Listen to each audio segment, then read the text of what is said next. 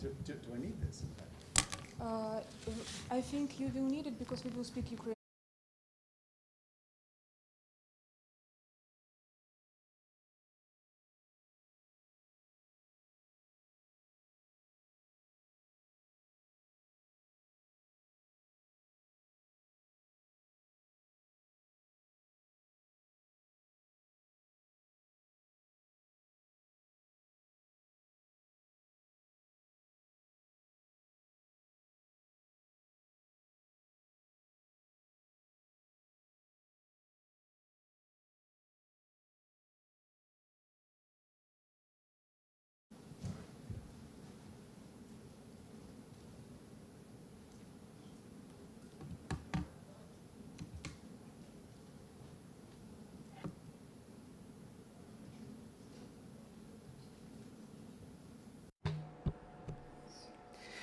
It's July 7, Ukraine Media Center Grand Forum continues its operation. My name is Svitlana, and now we will have a presentation of the book by Luke Hardin, which is called Invasion, Russia's Bloody War and Ukraine's Fight for Survival. Joining us in this studio is the author of the book, Luke Hardin, writer, Guardian foreign correspondent, and Svitlana Taratorina, communications director at Vivat editorial. I think you have your personal reasons to dislike Putin and Russia because you were the first British journalist who was deported by Russia in 2011. But I think you understood much earlier that Russia is not democratic but a totalitarian state and Putin is a dictator, didn't you? Hello, and very nice to be here with everybody. Thank you for inviting me. I just wanted to begin by saying how sad and sorry I am at the death of Victoria Amelina. We did an event together in London in spring at the London Book Fair, a bit like this, talking about Ukrainian writing, Ukrainian literature during the wartime. And I would just like to pass my condolences to her friends, very many friends and family. Just in answer to your question, yeah, I was the Moscow bureau chief for The Guardian for 4 years, from 2007 until 2011, when the FSB spy agency basically kicked me out of the country and cancelled my visa. And what was clear to me, I mean, I came to Russia with no kind of backstory, was that in public, Russia pretended to be a democracy, but the reality was, as you say, it was a kind of darkening totalitarian state. And for me, it was a bit like being in a bad spy thriller. So not John le Carré, not a good spy thriller, but a terrible, hackneyed, cliched novel where strange young men in black leather jackets would follow me around, where my apartment was bugged, where I lived with my family and my 2 small children, and where I was told by grey Russian foreign ministry officials that that my reporting was very unpopular and maybe something would happen to my family if I carried on doing that. Yeah, I see. And I think now we can call you a friend of Ukraine because you were here from the first day of the war on February 24 last year. You were in Kyiv, and now this book it's in Ukrainian translation. So tell us, please, why did you decide to write this book?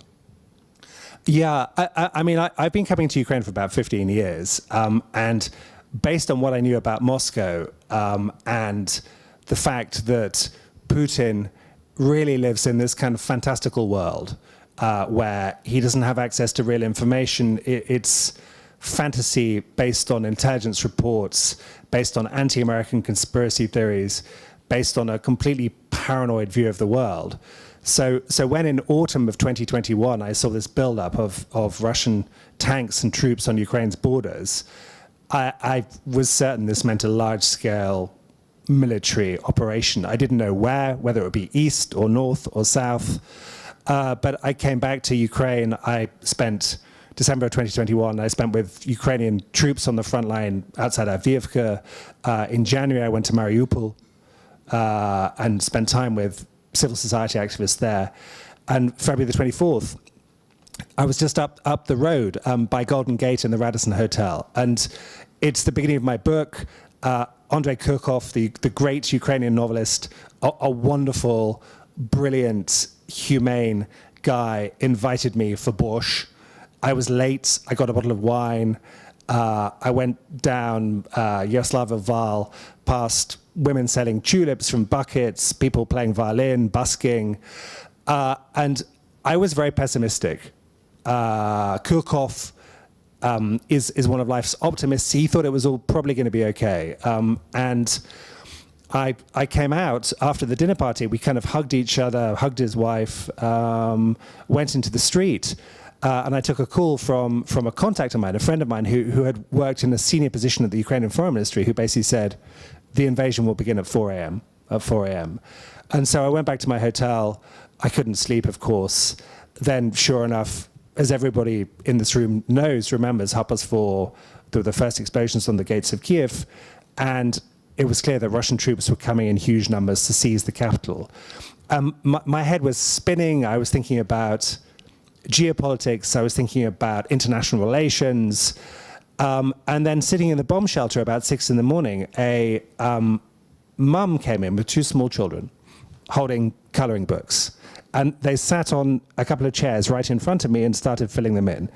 And it was at that point that the horror of what was happening hit me, that this war was not a war ultimately about politics, it was a war about people, and that many Ukrainian civilians were going to die in the kind of brutal military campaign that Russia was unleashing. And that was when I decided to write the book. I decided I wanted to tell the big story, the macro story about how the world had changed forever, but also really to tell the stories of Ukrainian civilians, of mothers, of children, of sons, of grandparents who were caught up in this terrible conflict, who were on the front line, and many of whom have died. How was this book created? Did you have the whole idea from the start, or maybe it transformed from time to time and during your meetings with people, during all this creation way? I mean, I've written a lot of books. I mean, I think 8 or 9. And I guess they've been quite successful. 2 of them have been made into Hollywood films. One of them was made about the murder of Alexander Litvinenko, Russian dissident in London, was made into a play, a very successful play. And I tend to write my books, I mean, they're non-fiction, but I try to write them kind of novelistically, to tell a story in a exciting, dramatic, and compelling way.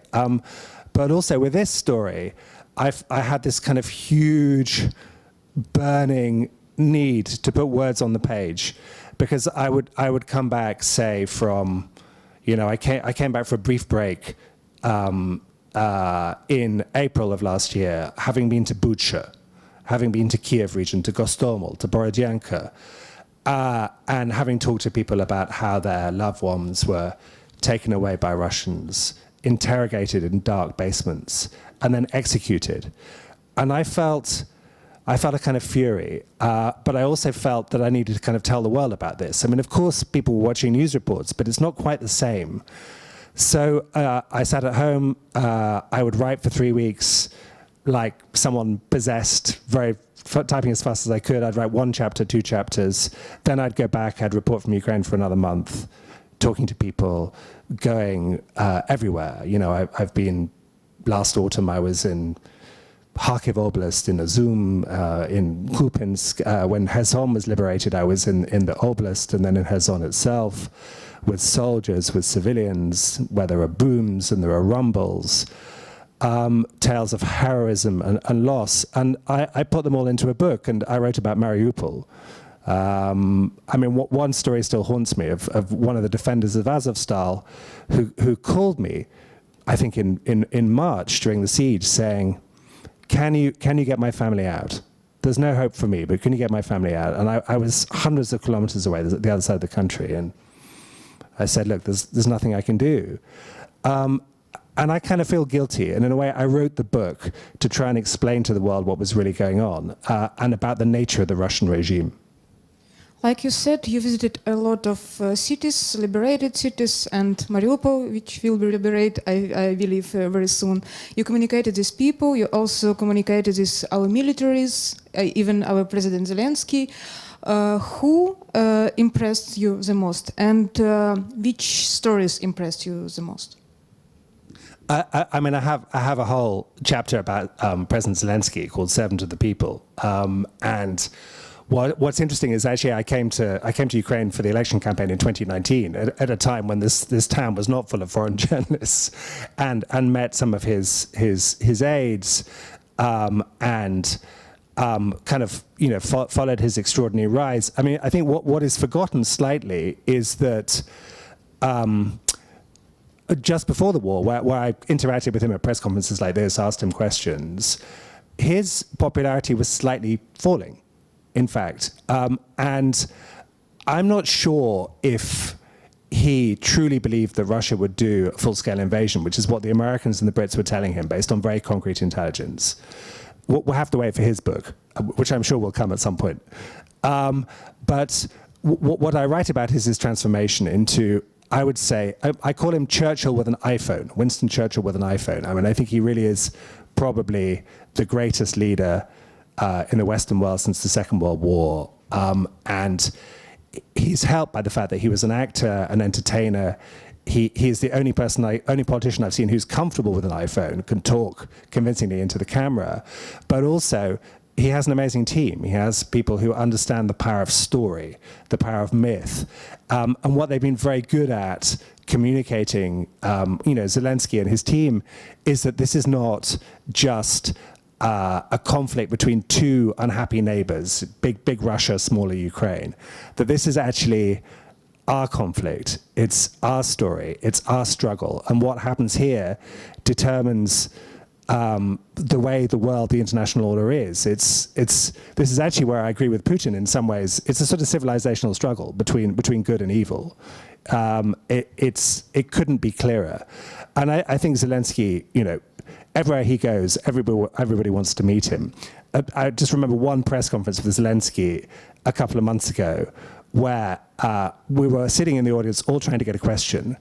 And a journalist from Azerbaijan got a question, and he just said, "Mr. President, my son would like me to have a selfie with you." And he just walked on stage, did the selfie, and sat down. That doesn't happen with any other politician. But if you speak about just regular people, regular militaries, maybe you tell us some stories about these people who impressed you. I mean, I keep coming back to Bucha. And it kind of haunts me a little bit like a nightmare. One of the women I met there was called Tatiana, and her son, well, no, not her son, actually it was her nephew, Volodymyr Chernyshenko, was a 24-year-old guy, electrician living in Bucha. And I went to go and see Tanya in early April of last year. And basically the Russians knocked on the door. Volodya handed over his phone. And they found a picture of a destroyed Russian tank, and they took him away. And so Tanya showed me where they'd taken him down the road. This is in Ivana Franka Street in Bucha. And she showed me the apple tree she had climbed up, and she looked into this house and saw the Russian soldiers torturing her nephew. They'd broken his arm, he was crying, said he hadn't done anything, didn't know anybody. And then he came out into the cold. It was a cold day, and she managed to give him a coat and some shoes because he'd just been in his flip-flops. And they drove off and said they'd bring him back. And of course, they had no news for 3 weeks. Then the Russians withdrew at the end of March. And we went further down the road, and she showed me the basement where he'd been kept in an abandoned house. There was a mattress, there was covered in blood, there was a child's toy. They kept him there, and then one night they made him kneel and they shot him in the head. And I keep thinking about that story. We made a film about it for The Guardian.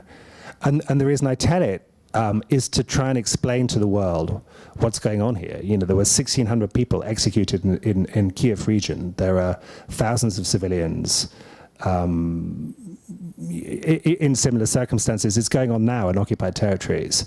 And I think even now, after 16 months of war, the West still doesn't fully understand what's going on. I think it wasn't easy to write this book. What was the most difficult thing while you're writing? I mean, the writing is the easy bit. Actually, I find writing quite easy. It kind of comes to me.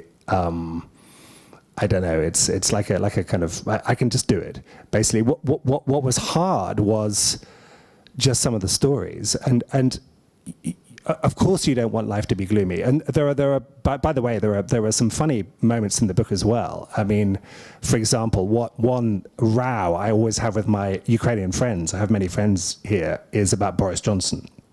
Because they will say, oh, Boris Johnson, we love him, he's wonderful. And I say, no, he ruined my country, he's a liar, he's a cheat, he's a nightmare, he's an embarrassment. And they go, no, you're wrong. And I have the conversation. I get into a taxi in Kyiv, and there's a rap song with Boris Johnson in the chorus line going, Dobry dzień, everybody. You know, I go just around the corner from here, there's an art gallery with Cossack art, and there's Boris Johnson dressed as a Cossack warrior, playing a lute. You know, I mean, you cannot escape the man. I went to Kryvyi Rih, Zelensky's hometown, to talk to Zelensky's professors.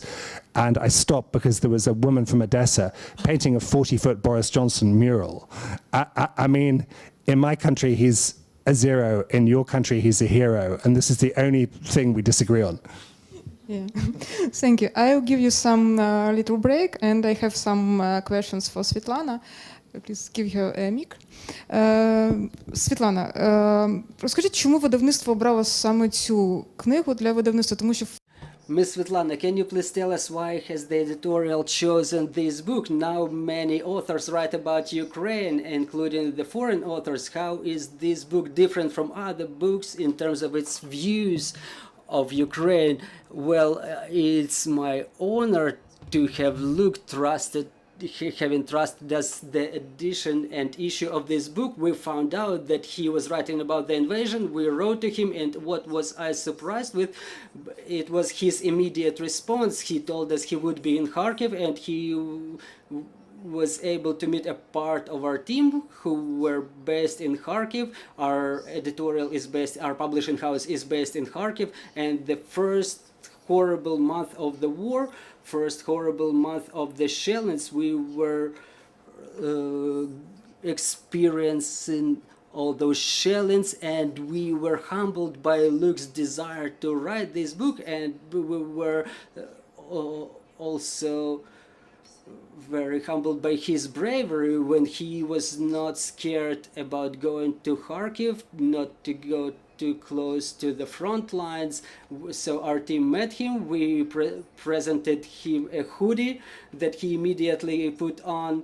In exchange, he gifted us his book about the Kremlin mafia, and our team got extremely fond by Luke as a person, as a personality. We've realized that his text would be very empathetic, that it would be of real high quality, and we've immediately realized that he has this immense expertise, the background that many authors lack. I mean, those who try to describe the events unfolding in Ukraine from outside. Luke clearly realizes who is our enemy, and what's precious to us is that he tries to communicate it to the Western audience, because we in Ukraine, or I hope that the majority of Ukrainians now realize whom we're facing, and it's very good that through his book Luke tries to convince the Western world about that.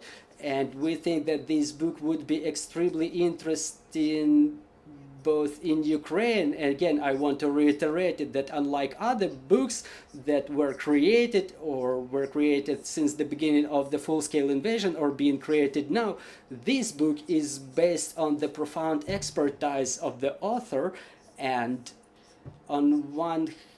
that's on one hand, and on the other hand it's a very interesting way of reporting. It's a bit traumatic for Ukrainians because they will realize that their experiences are described there, but without that we cannot document moments that we experience. And our goal, the goal of Vivat, of publishing house, is the creation of the maximum number of books about our war, so that the future generations can study this period by those books. And the meaning of Luke's book is extremely important in this regard. And again, it's a great honor for us to publish this book.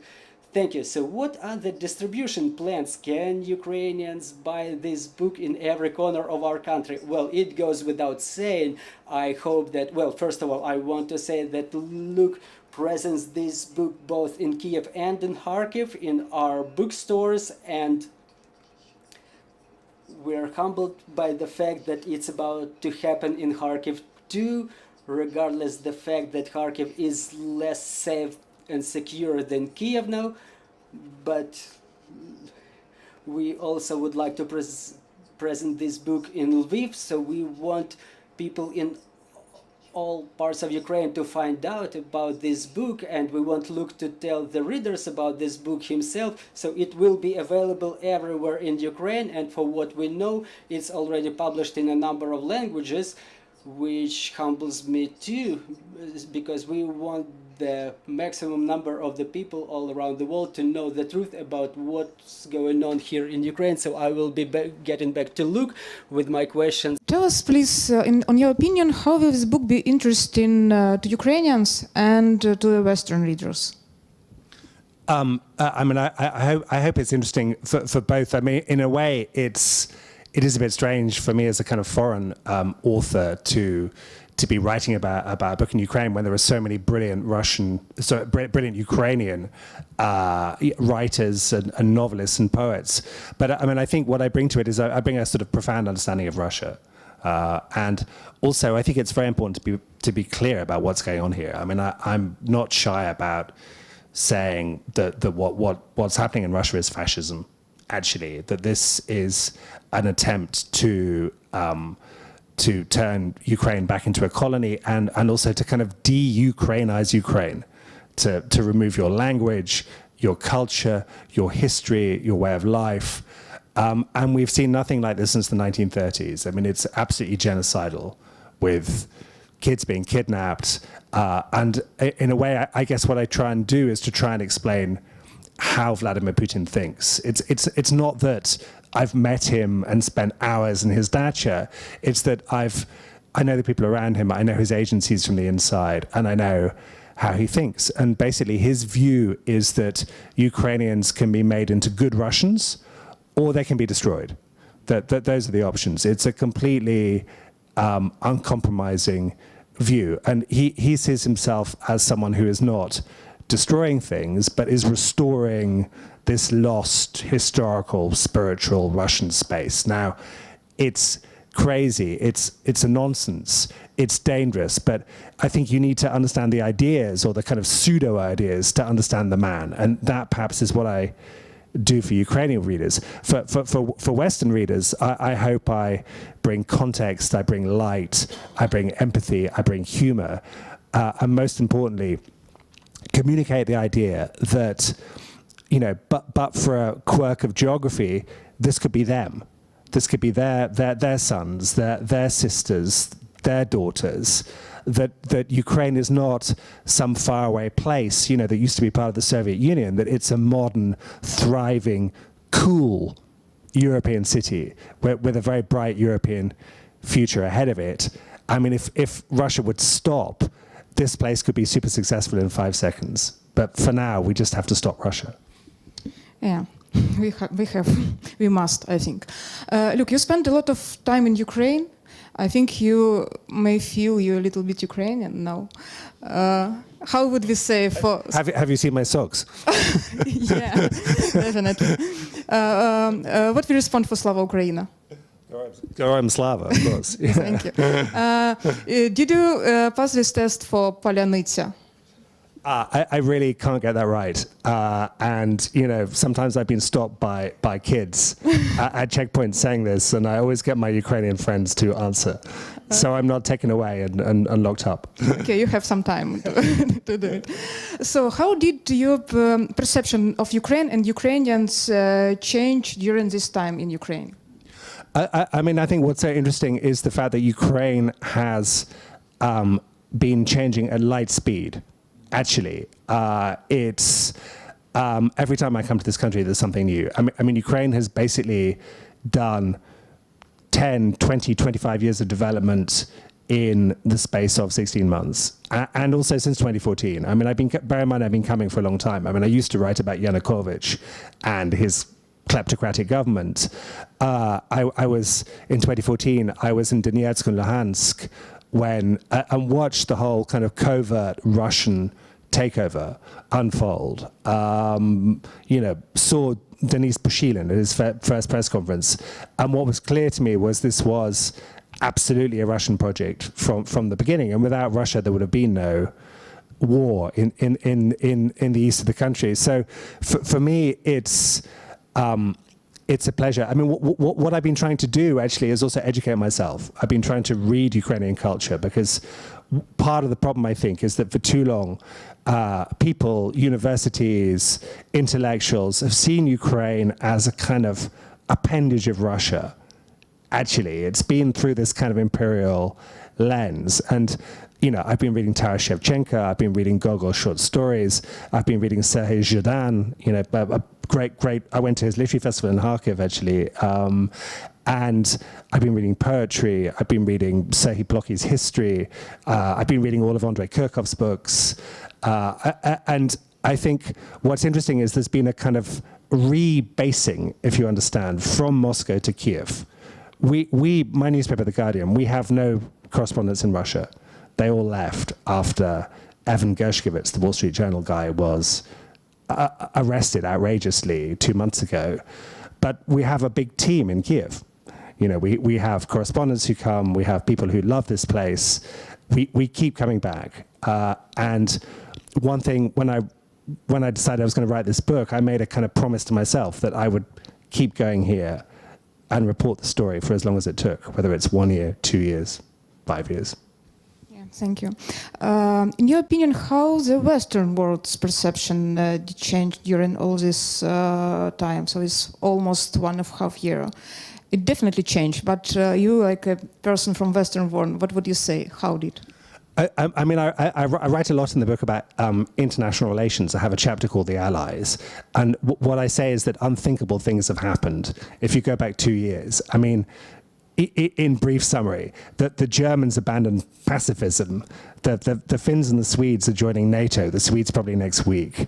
The UK, which after Brexit, didn't want to talk to its European neighbours, is talking to Europe again. Poland, which traditionally didn't like refugees, has taken millions of Ukrainian refugees. There's been, I would say, a kind of rejuvenation of the West, an understanding that, as I said, that Ukraine's struggle is their struggle. NATO has been, it's as if NATO has drunk an energy drink. It's finally woken up. It realizes what is going on. And I think this was, Putin made very many mistakes, but this was a big one. He thought he could take the whole of Ukraine and the West would complain and do nothing, and that he would seize Kyiv, this town, in 3 days. In reality, Western support for Ukraine has been very solid. It's continuing.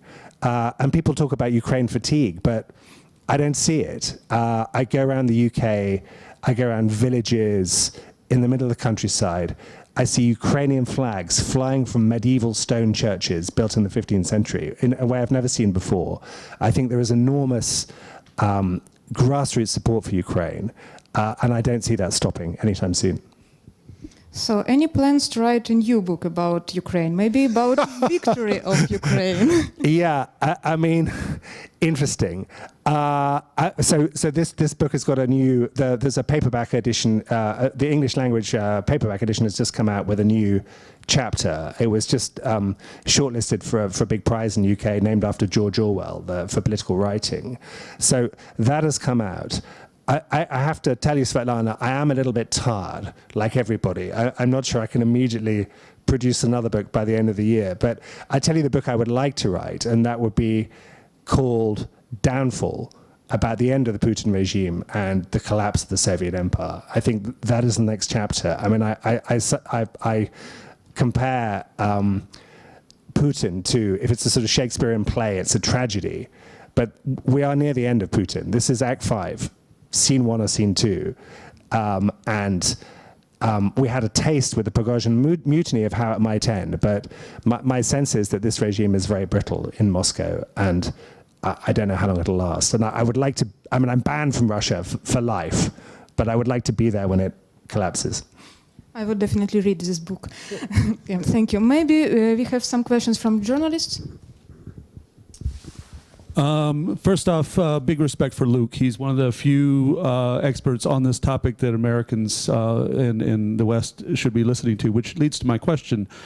So what would you say to journalists who arrived in the last year, or even some that arrived in the last several months, that they should keep in mind when they're covering the conflict here? Because the initial coverage during the invasion, I remember that Kachenko was telling CNN, Alex Marquardt, last February 9th in Avdiivka, could you please stop saying separatist-controlled regions first before we get anywhere? So do you see the way in which the West has covered the conflict in the last year and the way it goes forward that people should keep in mind when they're doing this job? Dякую.